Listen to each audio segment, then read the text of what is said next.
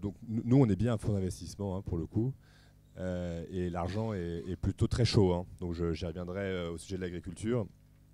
Amétis est un fonds d'investissement qui a été créé il y a un peu plus d'1 an aujourd'hui par deux anciens directeurs généraux de Proparco, Laurent Demey et Luc Riguzzo, en partenariat avec la famille Rothschild.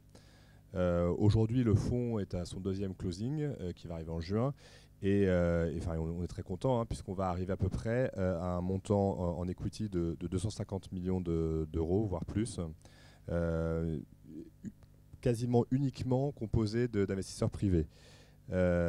Amétis est un fonds spécialisé sur l'Afrique, qui va du Maghreb jusqu'à l'Afrique du Sud.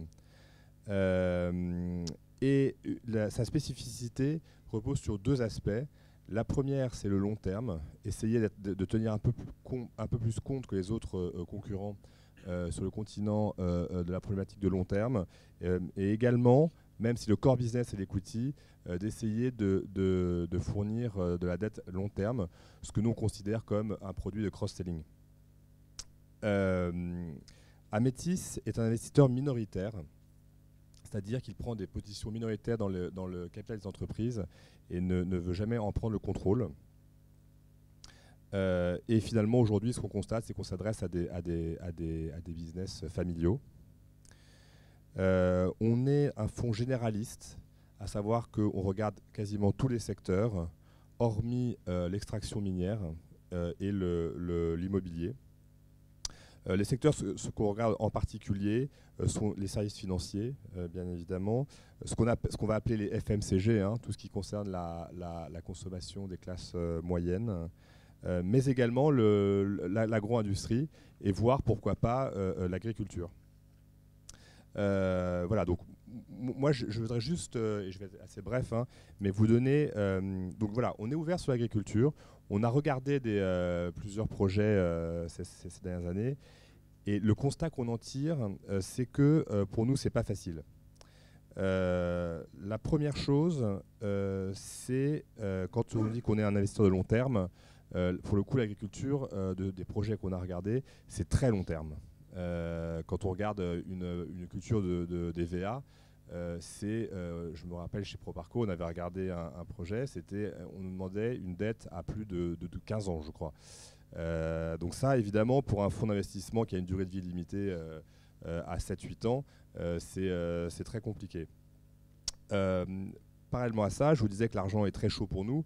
On a des objectifs de rentabilité très élevés. Et il se trouve aujourd'hui qu'un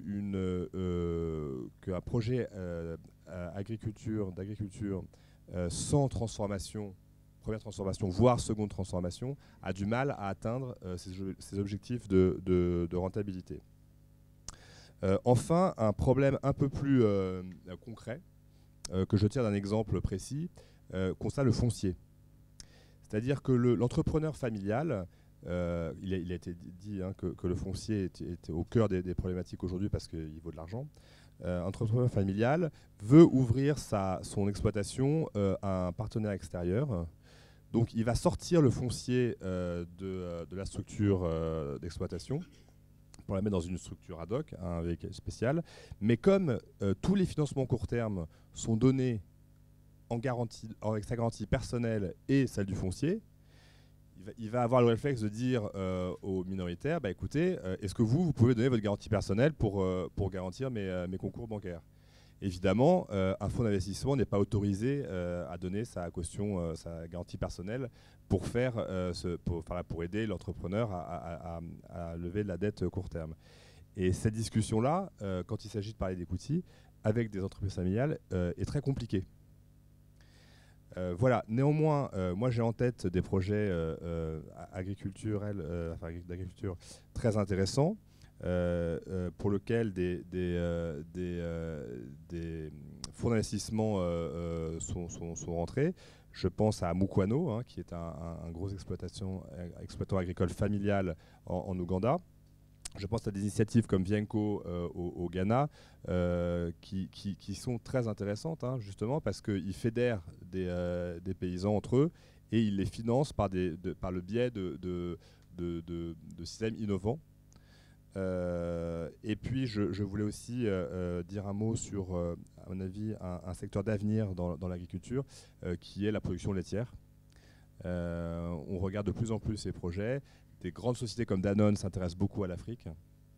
Aujourd'hui, la plupart des projets intéressants que moi j'ai vus en tout cas sont plutôt sur l'Afrique de l'Est.